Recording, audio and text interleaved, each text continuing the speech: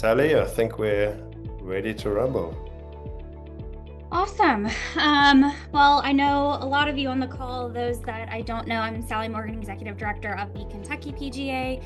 I'm really excited to have Tag Marshall run this webinar for our membership. They've been a great partner of ours for the last couple of years, and I know there are a number of courses in our section that utilize their system. One of our rock stars that does use the system is Dan Utley out at Owl Creek Country Club. So Dan is our featured guest here today to talk with Bodo about all of the benefits that he has seen through using the Tag Marshall platform. So appreciate them being a great partner, and hopefully this is a great session for all of you that are attending here today. One thing I will note is you will earn a PDR credit for this session. So following the webinar, I'll receive the member information and get that PDR posted for you. So no worries about that. We'll get that taken care of for you. But with that, I will hand it over to our experts here, Bodo and Dan. Thank you so much, Sally. Really appreciate it. And we really appreciate your partnership and helping us work so well with so many of the courses in the Kentucky section. You're running a fantastic organization, and thanks for the kind introduction. But the real star of the show is Dan. Dan, how are you this morning? How are things going? Fantastic. Fantastic. Brilliant. Thank you so much for making some time. I know this is a good time to do this. The weather seems to have turned and is more in office than out on the golf course now. Yeah, delighted to have you for our webinar. The title is Safeguarding the Player Experience Through Tech: How Optimizing Pace and On-Course Service Keeps Members Happy at Owl Creek. So Dan, to get us started, tell us a little bit about Owl Creek Country Club. I see you're 2 years away from a major celebration. Where are you based? What are you famous for? Yeah, what's important for everyone to know about Owl Creek? And also just an introduction about your journey in golf and how you got to be where you are now. Yeah, absolutely. Well, good morning, everybody.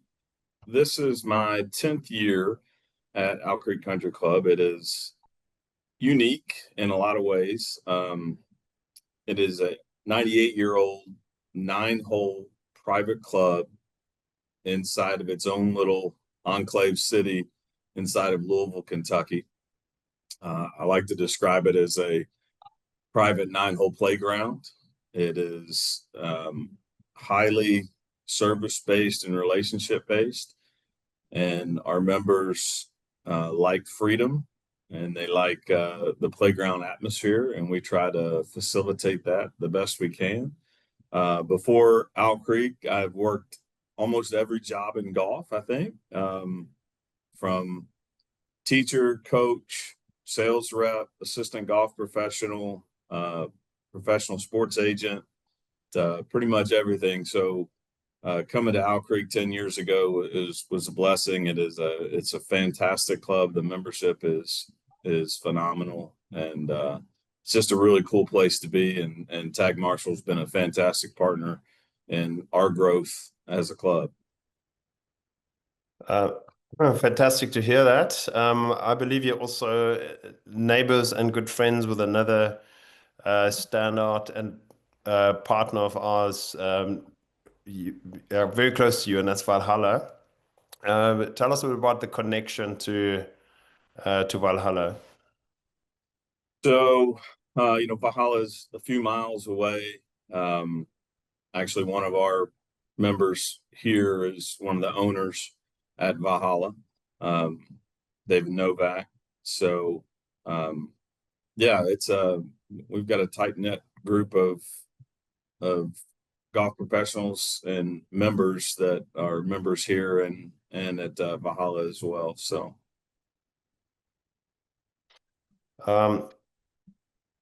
yeah, that's always great, and that's great to hear. And I know that excellence does not happen by chance; it happens by design. And from our point of view, we obviously understand an operation through data, and we can clearly see the effort that you put in for your members. If you'll allow me just a quick introduction to ourselves. So, Tag Marshal, we've been looking to improve on-course operations and optimize what happens on the golf course with our platform now for 10 years. We've tracked what is now close to 100 million rounds of golf, and obviously learning from those. And in line with the comment just now, we are very blessed to be on working with 50 of the top 100 courses, and it's everyone from Pebble Beach, Bandon Dunes, Pinehurst, Baltusrol, all the way to the old course at St Andrews and Roy Portrush. Fantastic operations, and obviously there's lots to learn from us, from many of the very good operators, but the majority of our customers and our partners are in the middle of the golf market, right? Just looking to do things better, looking to be more efficient, and looking to serve their members, guests, and golf as well. And but it's amazing to see how the industry has started to shift towards technology and really embracing better, more modern ways of working. And I know that's something that has happened very fast for you guys at Owl Creek. We obviously excited to learn a bit more about that. But before we start to dig into that, from your extensive experience, if you had to pick three things from our list here of what are the three essentials that you need to do for your golfers, which three would you pick? Well, yeah, as a private club, when a member joins, they know what they're getting into as far as course design and course conditioning to a degree, clubhouse and amenities, etc. So for me at our club and our membership, pace of play is really number one, course conditioning, number two, and then accessibility, tee time availability, the ability to do to take those precious hours out of their day. If they know they can do that in a timely manner, then that helps my membership enjoy their day when they're here. Yeah, 100%. And the two are interlinked, right? How many tee times do we have versus how quickly can we get players through here? Tell us about what things used to be like just a few years ago, and how things have adjusted for you guys from a requirement on the course, demand Sure. of play, actual rounds played. Sure. Well, prior to COVID, as it changed everybody in golf, it changed with us, not only in our membership from an average age, but also to the amount of play and how that play was designed and structured on the golf course. We were no tee times forever up until COVID. And then when COVID hit, we had to go to a tee sheet just out of necessity. It was virtually impossible with the amount of rounds we were doing to get everyone around the golf course in an enjoyable experience. So that is when we started to lean and partner with Tag Marshal to help us create a plan that put the most amount of players in the proper time frame on the golf course, so they could enjoy the best part of the day. We've gone through many changes in the tee sheet, from starting at 15 minutes to 10 minutes and now at 8 minutes because of our pace of play, which we'll get into. And so we can essentially put more players when they want to play on the golf course and facilitate their round in a timely manner so that they can play their 18 holes or sometimes 27 holes with the E9 in a really short amount of time and enjoyable for them.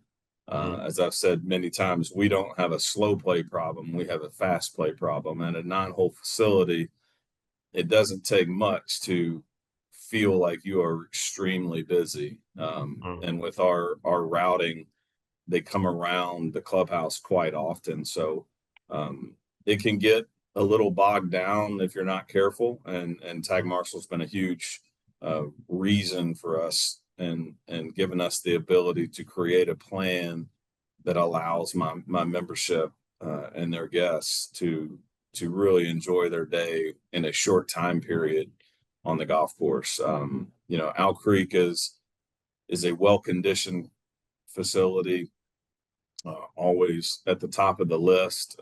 Tag Marshall has been extremely helpful in that with the geofencing and us being able to route players around the golf course in a way that not only saves turf and creates better turf quality, but also from a player experience, not allowing carts to get in the way of other holes or in other areas that may become dangerous. We're on a very small footprint. And so the geofencing has been really, really good for that. Before we dig into the technology, and obviously delighted to hear that you're pointing out one of the features as being really helpful. In the 10 years that you've been at Owl Creek, has the membership changed and their requirement? You mentioned obviously COVID has meant a lot more demand, lots more play out. What has the change been in terms of the actual membership from an age point of view and so on? So from our club's perspective, going back to 10 years ago, when I arrived, our average age was in a broad spectrum, 65 to 75. What I would call core retirement golfers. They wanted to play. They always showed up at the same time. They played their 9 holes or their 18 holes. And it was pretty quiet a lot of times of the day.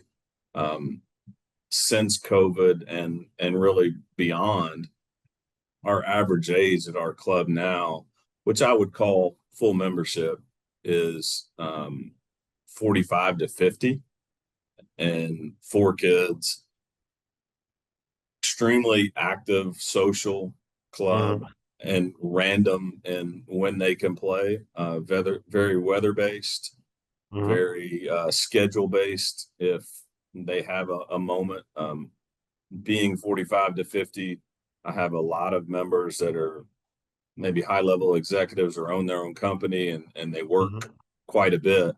And so if they can create 2 hours in a day, and it's a beautiful day, they're going to try and play golf. And so the tee sheet has really been nice as our membership has changed, for them to be able to see what's in front of us and see what's on the golf course and know that, hey, you know what, golf course looks pretty empty today. I'm gonna go and I'll have a twosome go out and play 18 holes in 2.5 hours. Sure. There's your fast play problem, right? Fast play problem.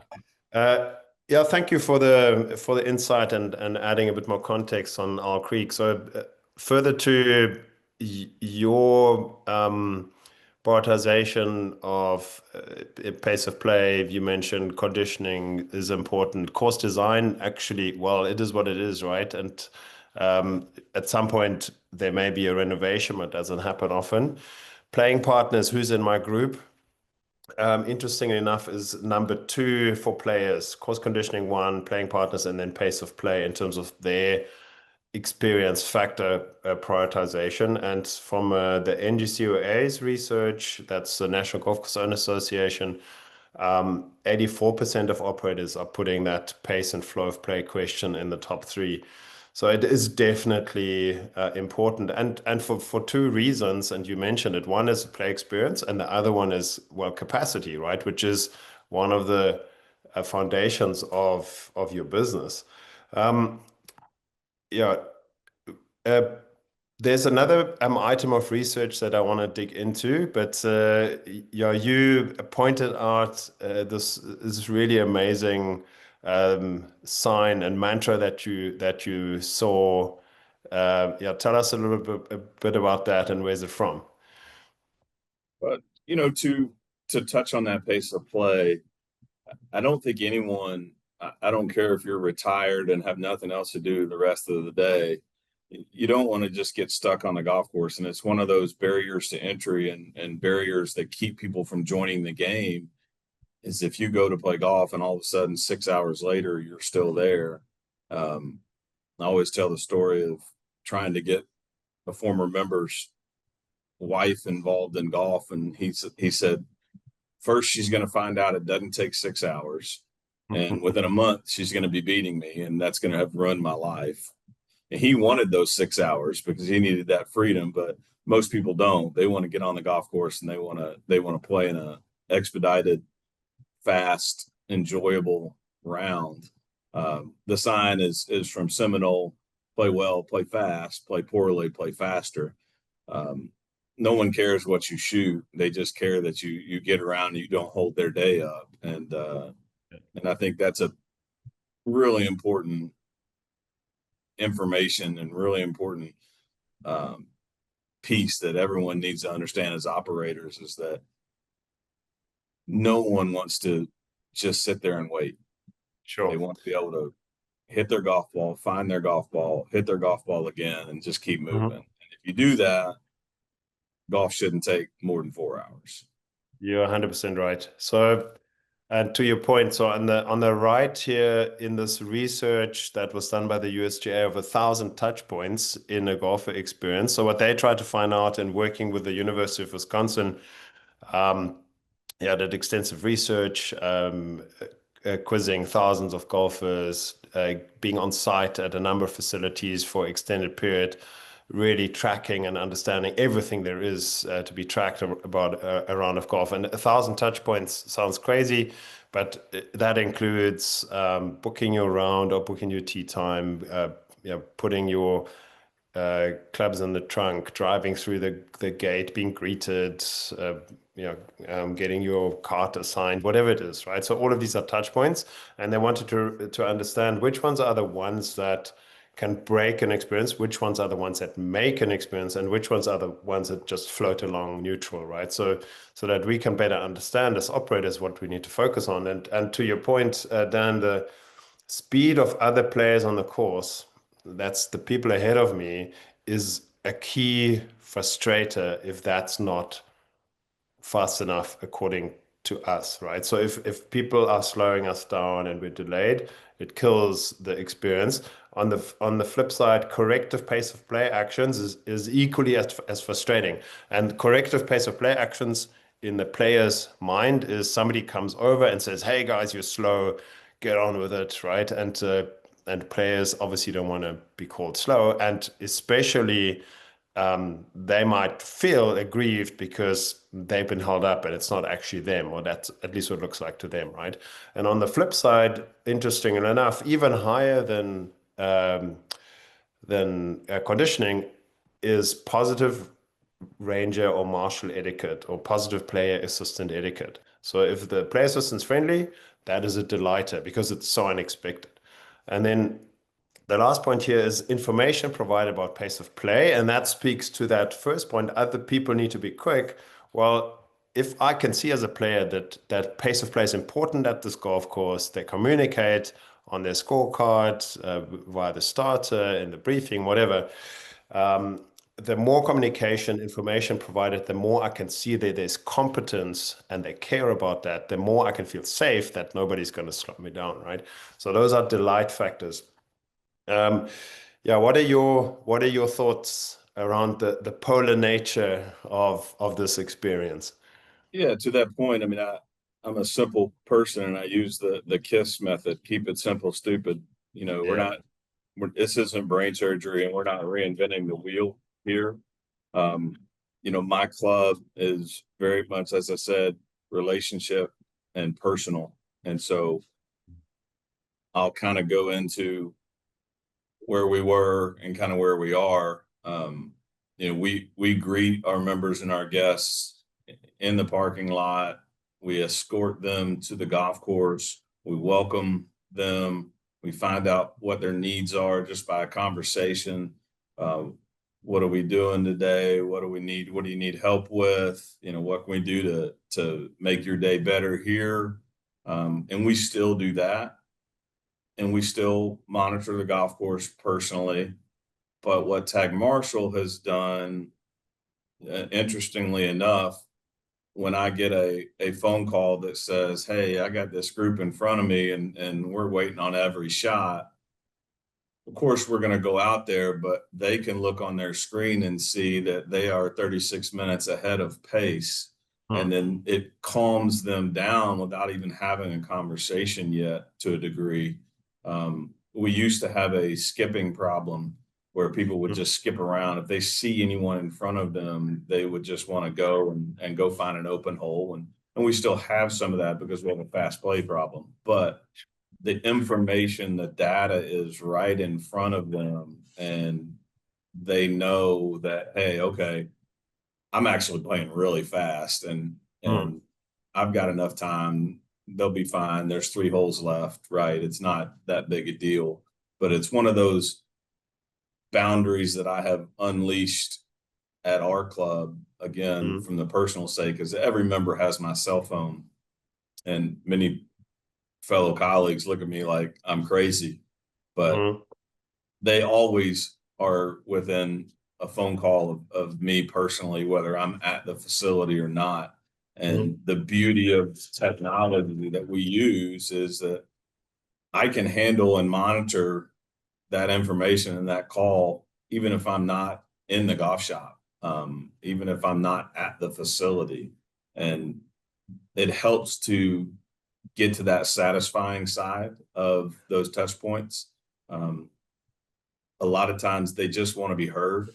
And if you can show them data and handle that in a nice personal way, we're going to stay on that satisfying side as opposed to the dissatisfying side. Sure.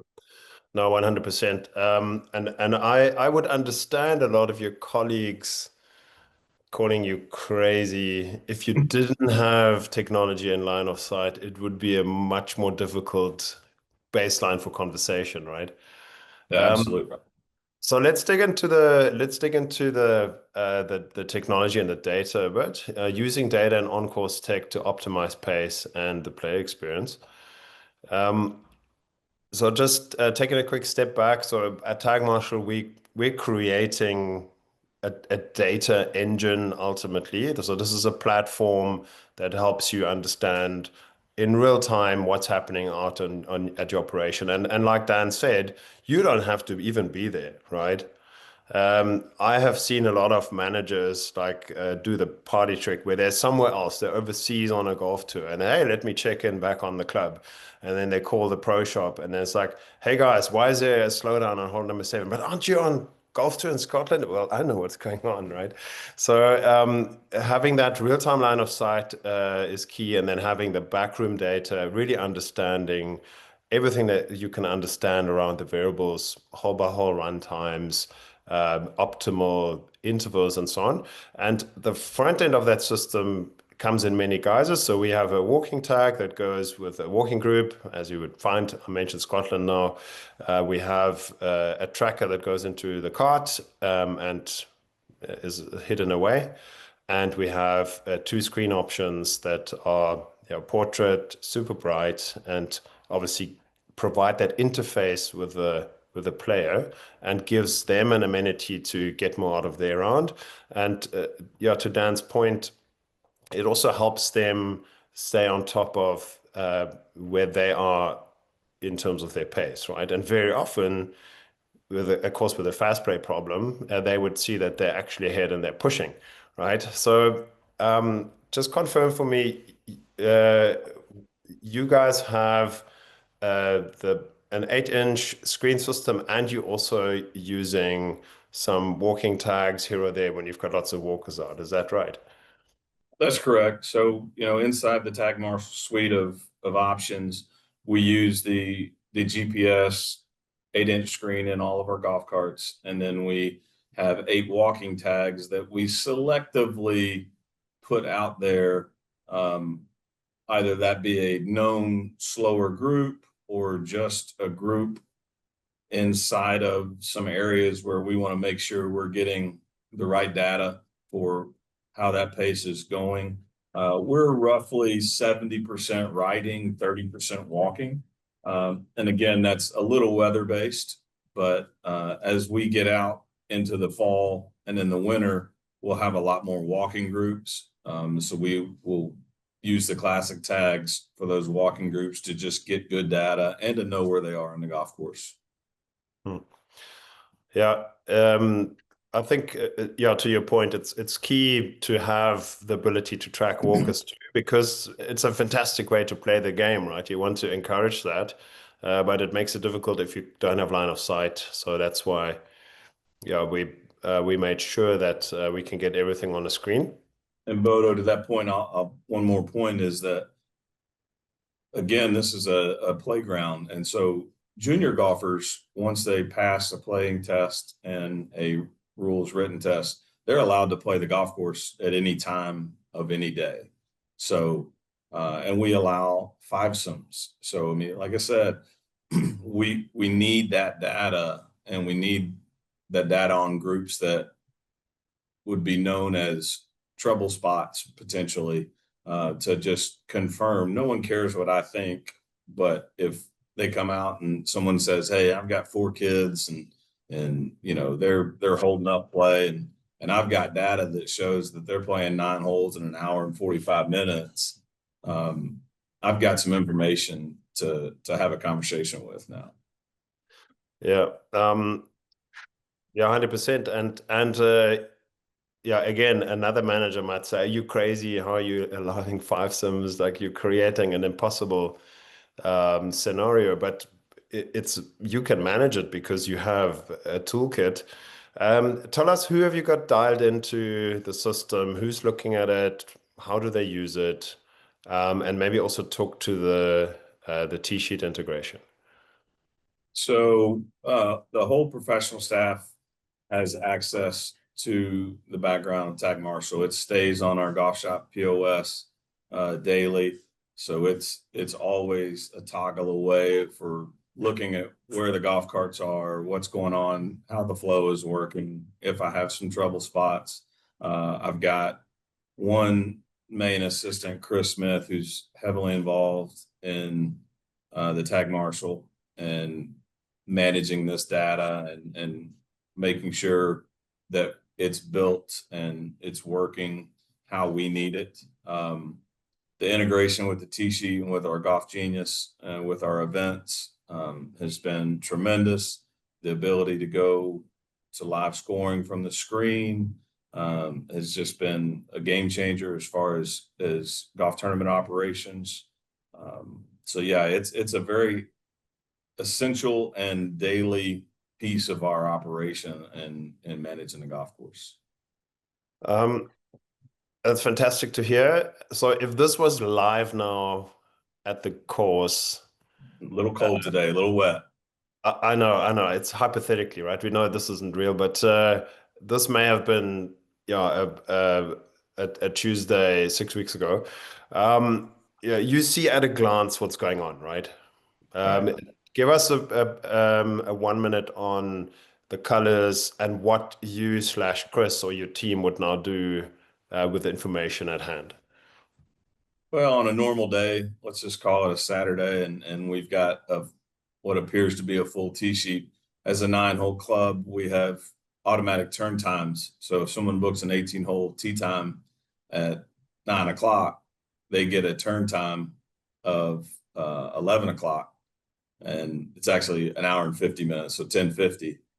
So it gets pretty active, and so we'll have some that are on hole number 2 when they're actually on hole number 11, and we understand because we have the carts tagged with each group, and so we can quickly see if they're on the back 9 or if they're on the front 9.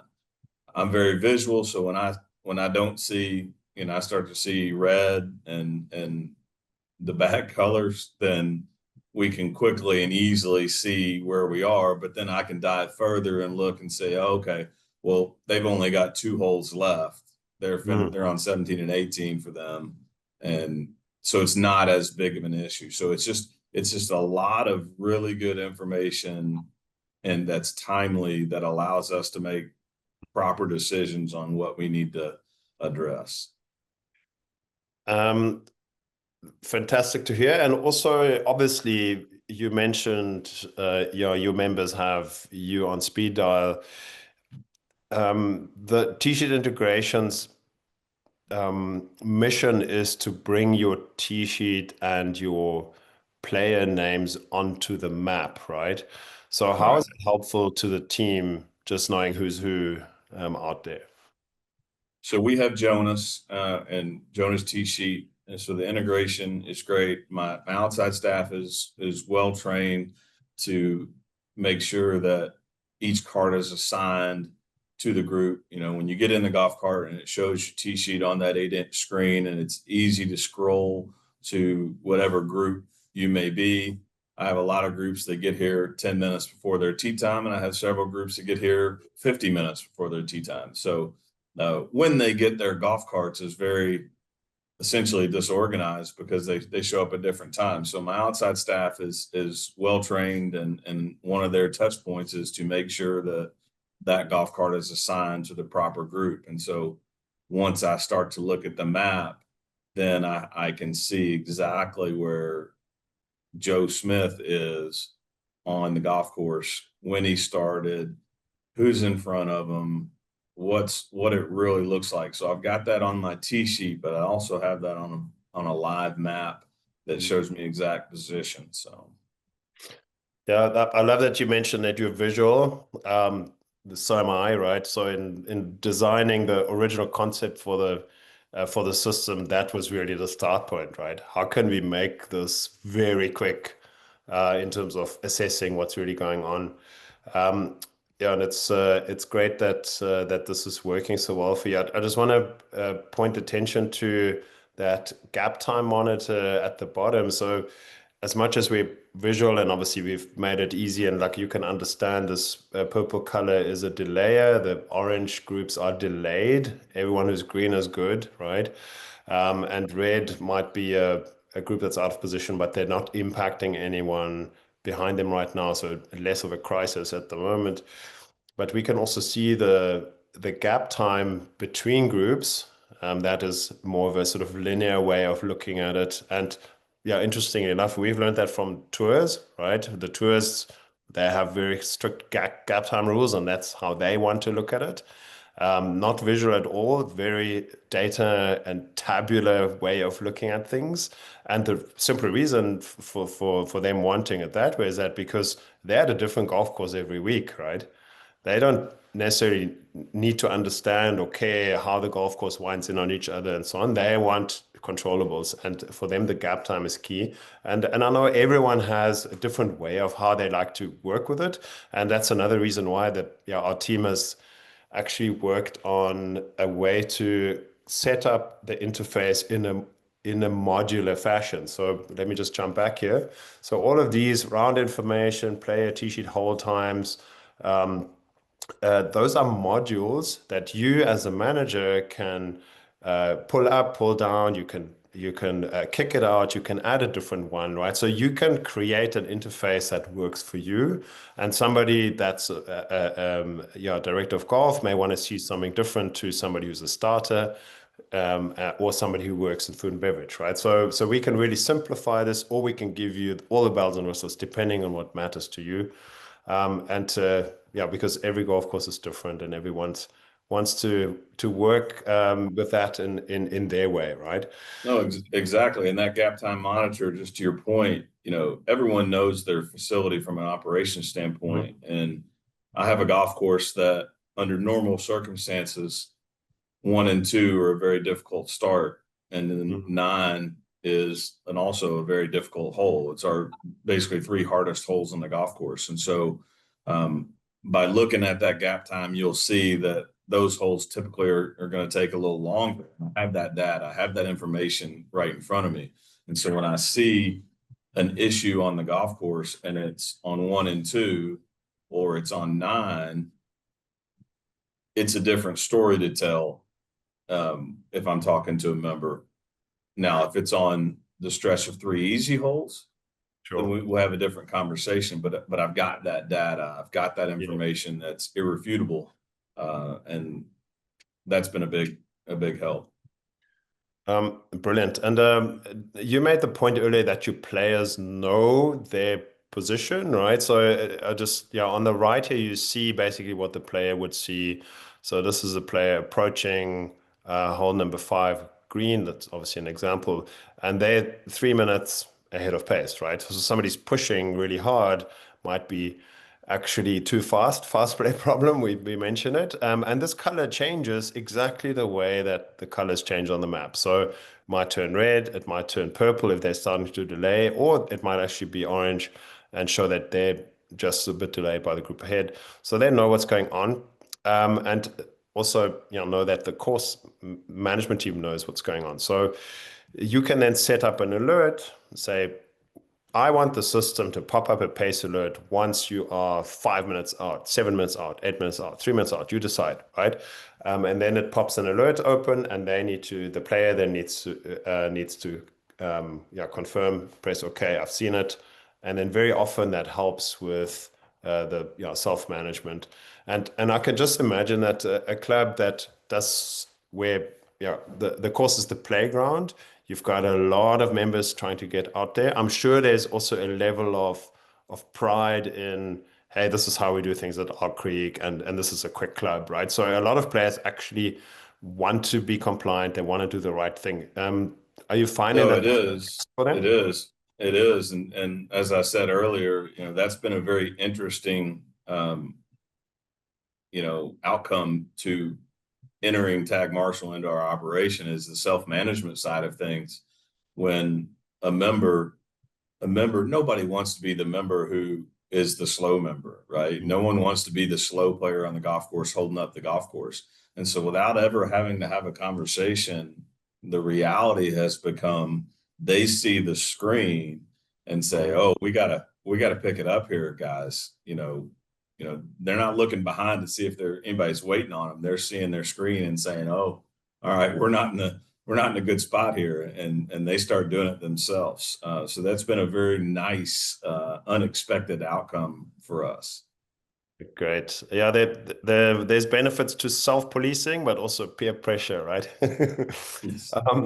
Yeah, one of the things that I know was important to you is how can we accommodate more players, because we have a younger membership. We need to make sure that people get out there to get 18 holes in, and sometimes a quick 9. Just pointing out the difference because of a 10-minute interval versus 8-minute interval, and what that does to your inventory is actually tremendous, right? 16 additional tee times. That is a lot of players that you can accommodate, but it doesn't happen by chance. It happens by design, and that's where I cannot compliment you and the team enough. It's you've created this environment where you're enabling so much play, but you're really good at being so busy, right? And obviously your members are the beneficiaries. So let's talk about the data specifically a little bit more, and also the efficiency side, because obviously you don't have a staffing contingent of 500 people to make everyone happy. You have a handful of people that you need to empower. You mentioned the geofencing being helpful just in terms of protecting your turf. So this is just from a setup point of view. So we allow for a number of geofence templates. So that might be a bad weather template, or it might be something that you set up ad hoc, or it might be like lock down everything after 10 p.m. template, and you can then time it and you can set it up for day of the week, time of day, whenever you need it, and turn it on and off as and when, right? So it's good to hear that this is helpful to you, and I can just imagine if you're basically doubling your play volume and you're sending players through your 9 holes twice, that is a lot of demand on your turf and a lot of demand on your superintendent and his team. And no doubt, first off, Tag Marshall has created a suite of technology that any technology is it's on me, it's on the operator to make it what they want. Some may not use the geofencing like we do, and we may not like others, but again, it allows us to protect some homeowner turf that is on the outside of our property that's accessible. It allows us to route traffic away from wet areas. It allows us to route traffic to certain areas to take care of some turf concerns. Our sixth and our ninth hole come up right beside each other with a huge open fairway in between the greens. Cart traffic goes through there. We can turn the geofence on and off. And of course, we alert our members if it's closed that day. And then we can route traffic in different directions because of that. But again, it's not just me telling them, they're seeing it on the map. They're seeing where a go zone is and where a no-go zone is. We don't have cart paths throughout the golf course. So geofencing has allowed us to be open more days than normal, whereas we may had to close the golf course to carts because of two certain fairways that get a little soggy and it's hard to get through. Well, now we can just geofence those areas off, let everyone know it's going to take you right or left, and we can open up golf carts. So again, it increases play, it increases revenue, it increases player experience because they can go out and ride that day, whereas they may have not been able to play golf that day. Sure. That's fantastic to hear. And just to translate that into the real world. So a geofence alert will pop up at the players and it will be basically like a truck reversing, right? And they need to then acknowledge, oh, I am somewhere I'm not supposed to be, and just get themselves out of there. And at the same time, in the back end of the system, there's an alert that's being logged, right? Okay, this player has been somewhere they're not supposed to be, and let's hope that they self-manage their compliance. And we can go all the way to making this a text alert, right? If it's something that really needs your attention. So that's where the system has various alert levels. Some are sort of lightweight and some are really like mission critical alerts. And we obviously want you and the team to know what is what. So what's important is that there's a history of geofence breaches, and taking nothing away from the players. We know that generally they want to be compliant, and sometimes obviously there may be a group of kids or somebody just doesn't know any better, or they're being naughty, whatever, and you just need to have a level of handle on that, and this is where every round in that gets played and tracked by Tag Marshall has a history, and we call that the track map. So it's a track map of where was this group, every single group that's gone through the course, and if you're doing 40,000 a year, then you have 40,000 track maps, right? A lot of them you're not going to look at, but you want to know the ones that are problematic that you can, right? So here's what gets tracked. One is where the geofence breaches, if there were any. And obviously, if that goes overboard, can you have a conversation on that basis? But also, what's the pace reality here, right? Because sometimes a player might come off a round, or even a week later say, hey, this was a 5-hour round and it was a disaster. How could you do this to me? I didn't want to come back. Well, how are you going to have this conversation if you don't have the information? How do you use and do you use the track map to look back at point in time? We use the track map a lot. Again, unintended outcomes, even to the point of, hey, I lost my 7-iron out there. I don't remember when the last time I used it.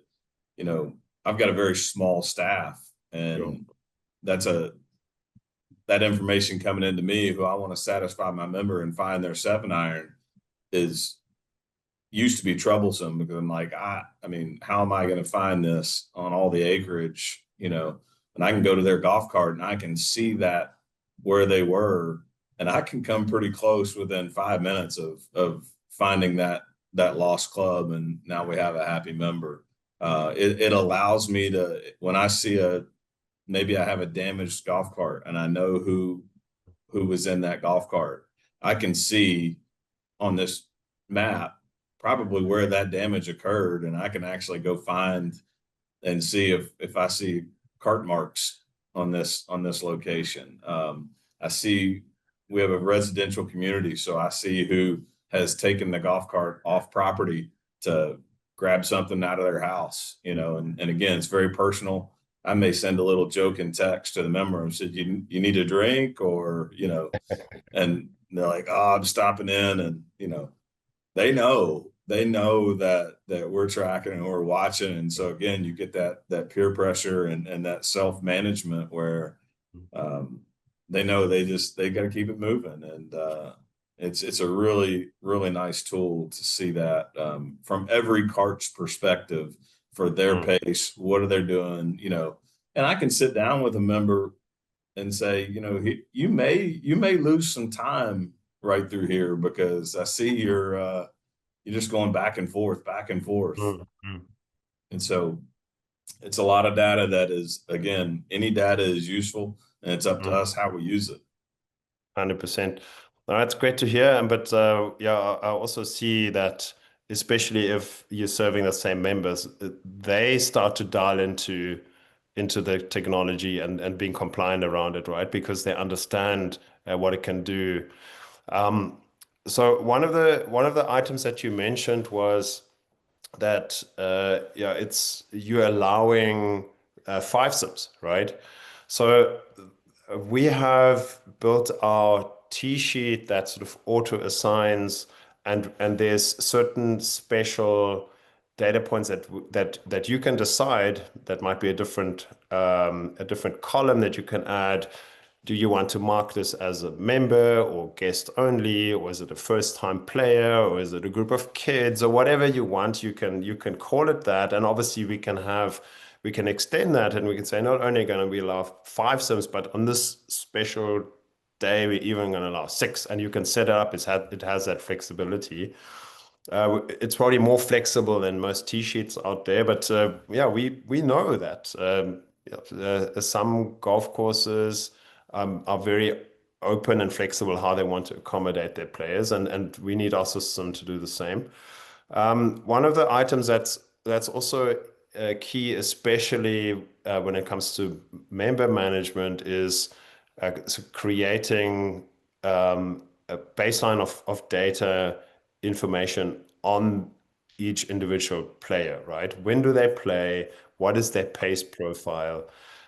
So that it's not a question of just assuming, guessing, working on gut feel, that because somebody's got an awkward pre-shot routine, we're now assuming that they're slow. No, that we need to look at the data, right? Not just at what we can see. And then, yeah, we'll understand how much has everyone played and what is their profile, and what is an appropriate tee time for them, or do we need to perhaps have a conversation and not get them to do the 8 a.m. on a Saturday? Like, is that helpful at all? And I see the team has Yeah, called. I've actually got an interesting story there, in that, you know, I've got a member who has been tagged as the slow guy. And he understands the technology a little bit. And he asked, he said, hey, can you, with Tag Marshall, can you tell me how fast my groups are, or, you know, what my time? I said, yeah, actually I can. And so we tracked him, and I'll save his name from this in case any locals are on. But his time was right on pace. Our average pace is 3 hours and 35 minutes for 18 holes. And his average pace is 3 hours and 35 minutes. Now, he has a tendency to chit chat and look slow, but he plays golf very fast. He just he'll sit and talk and then he'll catch up. And so he may get a half a hole behind, and then all of a sudden next hole he's waiting because he's chit-chatting with other folks. But he wanted that data to say, hey, I'm not slow. Yeah. And it was fun to watch because he showed the data to other people, other players, and they're like, yeah, I don't care, you're still slow. That's unfair, right? Where the data doesn't lie, data doesn't have emotions, right? But That's right. that's exactly the point with pace is perception becomes reality, and so the more data we have, the better we can manage things. So here's your a list of members. I see you've got Scotty Scheffler, Rory McIlroy, Tommy Fleetwood as part of your member base, and our team is obviously wanting to make sure that we protect your members' privacy. But you can then really look at who are my fastest people, who's playing the most, what's their profile like, where do they get stuck. All of those items are helpful. And maybe another question in terms of on-course service. You mentioned you're routing people back via the clubhouse. Uh, is your outside services, food and beverage, do you have that dialed into Tag Marshal at all so they can see approaches and they can see who's coming in and so on? We don't use the food and beverage component of it, but we certainly use the map and the tracking for service from our outside staff. We can see with our routing, we can see who's playing the last two holes, so we can visually see where they are. But again, we're a playground, and so there's many times where I'll put people out on the golf course because the first hole is backed up, and I may just send them over to number 5 to tee off, or I may send them to 7 to tee off. Just get them on the golf course and let them start enjoying their day in a timely manner. And where it used to be maybe the professional on staff that could do that, now with the data and the map, I've got outside service staff that can say, Mr. and Mrs. Smith, if you go to 5, there's not a group, and there's a group on 3 green. So you'd be fine to start there, and you can start your round right now. And my members don't care what hole they start on. They just want to get to the facility, start playing golf, and play in a timely manner and enjoy their time. So you've created the best of both worlds now, where you have a tee sheet, you have much more capacity, but you're still allowing people to get out there, right? And you can see the gaps and make that possible. Right. Brilliant. You mentioned Golf Genius and the live scoring, and obviously, fantastic to get all the insights. Obviously, in the past, and I know that running a big event is a major affair, and people finish at different times. When do we know who's won, right? So how is it helpful to have that interface in terms of your guys' workflows? Yeah, I mean, for us, it just makes it easier. The phone may be a device that people try to stay away from when they play golf, whether that be text, phone calls, emails that come in from work, from something else that they're trying to stay away from. And so in tournaments, the ability to have the scoring go into live scoring from the 8-inch screen has been tremendous, because they don't have to pick up their phone, they don't have to see their notifications, they don't have to touch that, and they can just use the screen. They can turn their outside world off, use that screen, see where they stand in the golf tournament, keep an accurate score. And I've always wondered when that point was going to be that we start to move away from paper scorecards to just digital. And we are getting really close to the point where we won't use paper anymore, and it'll just be on the screen. You keep your score, you finish it up, your tournament, and then you come to awards, and we won't collect, and it'll just be that live scoring. We're not there yet, but we're getting close. Yeah, maybe next season is when this starts to happen. The point of singularity. Okay, let's talk about data to close out our session. You mentioned it. Your goal time is 3:35 for 18 holes. Obviously, it's a smartly designed course and possible to achieve that, but it still needs to be managed, right? Especially if things get busy. So here's a normal, reasonably busy Sunday, and you're bringing in that entire day at 3:33, which is bang on, a great day at the office. So what the system does, it shows every single tee time, it shows the applied goal time, and it shows the hole by hole run times, including how much time spent on the tee box, in the fairway, and on the green. And then it gives a breakdown of how many groups are fast, ahead of pace. And you can see that blue, actually, there's quite a few groups that are more than 50% ahead of pace. You said it, you have a fast play problem. And then some groups are obviously on the other end of the spectrum.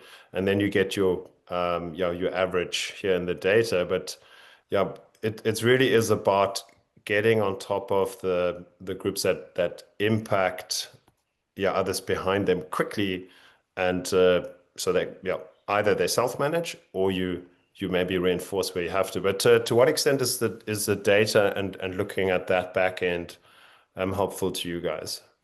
Right. And so that first off, without that data, we, the old school, old fashioned way of when did that group finish, we'd mark them down and we know. And, we had closer to a 4 hour Mm. round time before Tag Marshall. So with all that data, we're understanding what parts of the day are faster, what parts of the Mm. day are slower. So that gives us a nice picture. But when you can dig into that and you start to understand, okay, so my average round time at 2 o'clock in the afternoon is slower than my average time at 9 a.m. And it's not because more golfers, it's because the type of golfers, Sure. or it's because we have more turn times coming in at Mm. that point, as well as tee times. And so it's just using that data to understand your facility so that you can manage it better. From when you're scheduling leagues or you're scheduling, we use the golf course a lot for instruction and for Sure. clinics and for different things. So understanding that data and allowing us to schedule our programming in times that, hey, I've got fast players here. That's going to be a difficult time to get other activities going on the golf course. Whereas Yeah.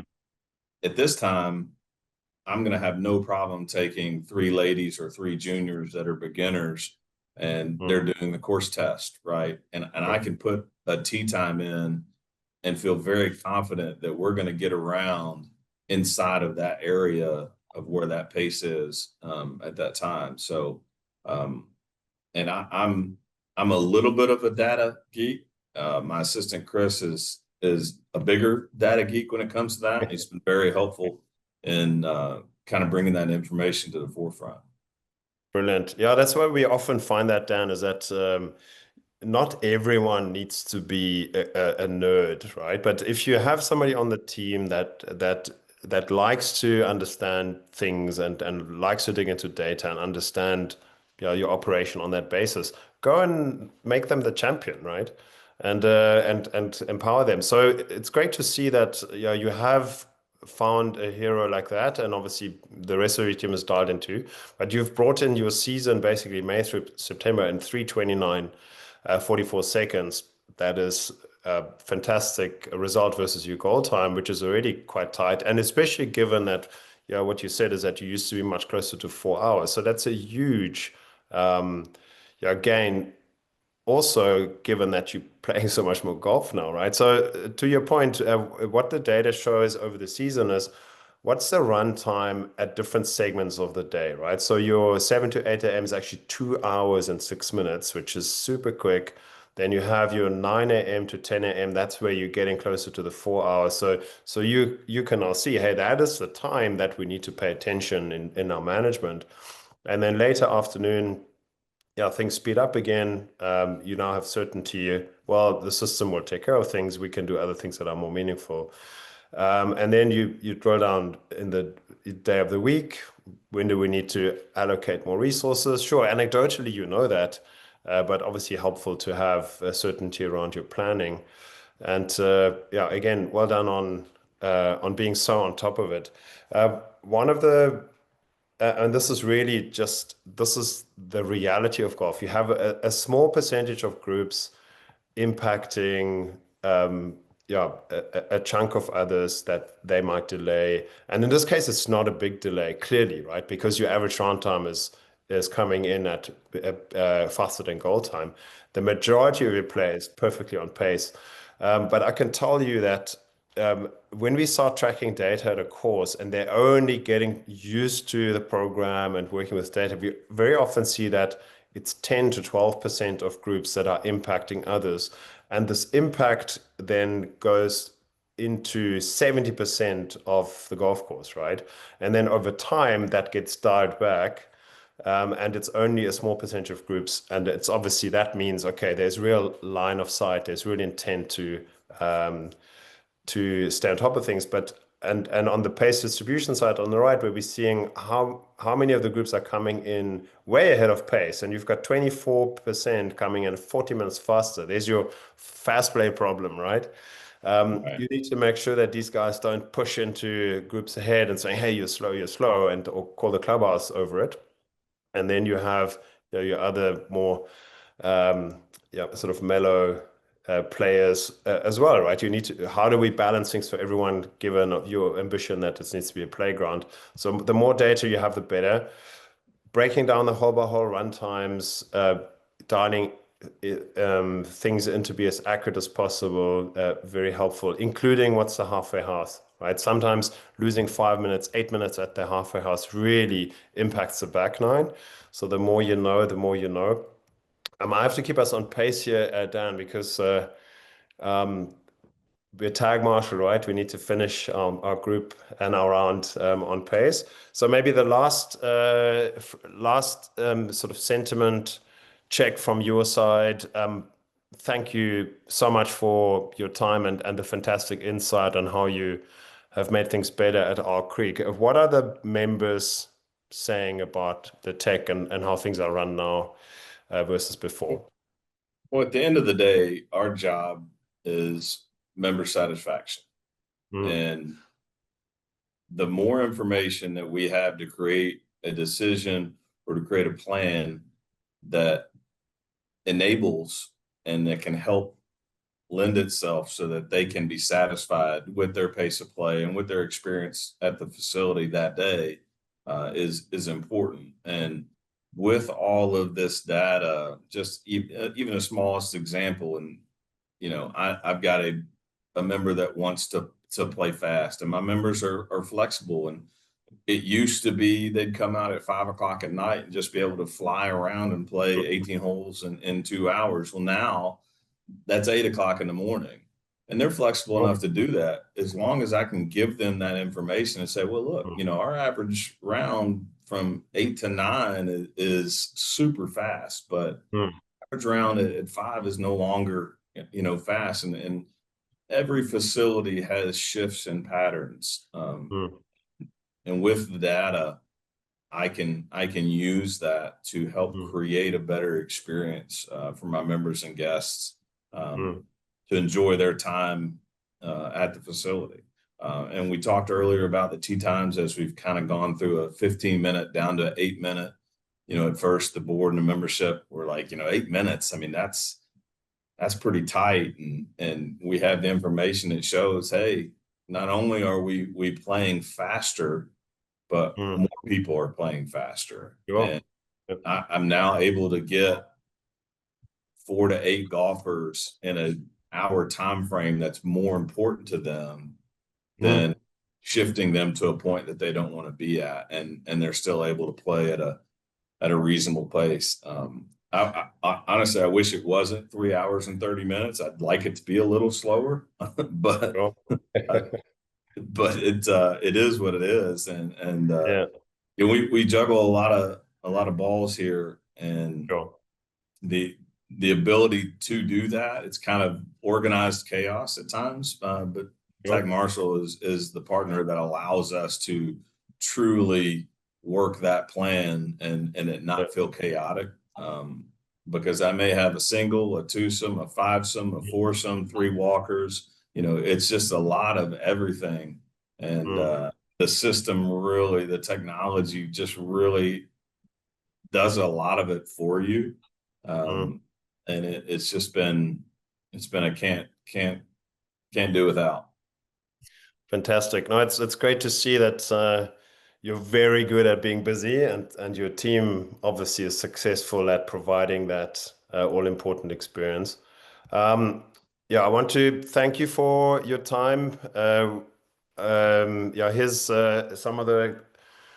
um, some of the contacts of our team that you might work with. I know Joey Walters, our GM, he's been on site, and once he's been on site, you will know who he is. Fantastic, big-hearted, always full of energy individual who really looks after our clients so well. And Ashley Bryant is a technical sales. Really knows her way around how do we best align with our partners and what they need. And David Hamilton is out of Augusta, our chief of sales.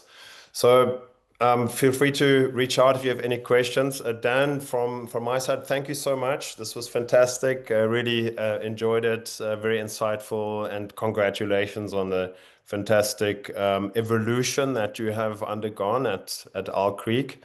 And I'm excited to see what's ahead for you guys next season. When do you start shutting things down, if at all?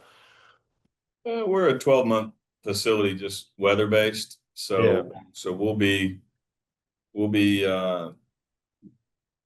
just steady, just based on weather, and then we have an indoor simulator, so we stay busy with that, with leagues and lessons all year. So we don't really slow down, but that's good. I love being busy. Nice, fantastic. Dan, thanks for your time. Um, Everyone, thanks for dialing in. We hope, and I hope that you found it insightful, and obviously we'll make sure that you get your PDR credits assigned. Dan, you will also get one. I actually think you should get two, right? It would only be fair. Are you planning to come to the PGA show, or is that not on your radar generally? I'm sure, yeah, we'll be down there. Okay, fantastic. I'm hoping to see you there.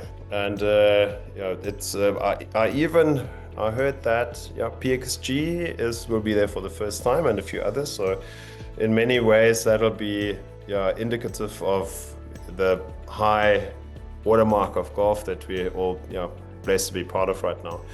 Thank you, and appreciate it. And I hope to see you at the PGA show and then chat to you soon. All the best.